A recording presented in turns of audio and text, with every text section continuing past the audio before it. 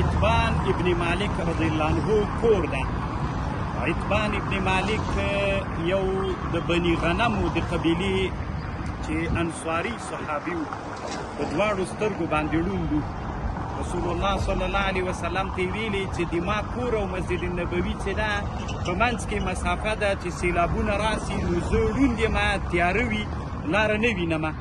نو رسول صلی الله علیه وسلم ته دعوت ورکړ چې ته د ما کور ته راسه او د ما په کور کې له ما سره میلمه سه. یو قسم خوراک ده چې هغه زمانه کې د بخاري حدیث کې راځي، خزیره ورته وایي. دغه خوراک یې تیار کړ، نور صحابه هم ورسره ول. رسول صلی الله علیه وسلم دې کور ته راغی، نو دا د عتبان ابن مالک رضی الله عنه کور ده. او رسول علیه السلام راغی او 2 رکعات لمونځ یې د عتبان ابن مالک په کور کې وکړ. یو له مشهورو صحابهونه چې حدیث امام بخاري رحمه الله ډېر راوړي، نو هغه دغه کور ده. عتبان ابن مالک من بني غنم د انصارو صحابهونه و.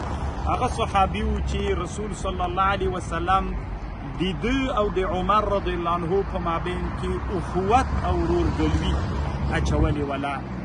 عتبان ابن مالک الانصاري.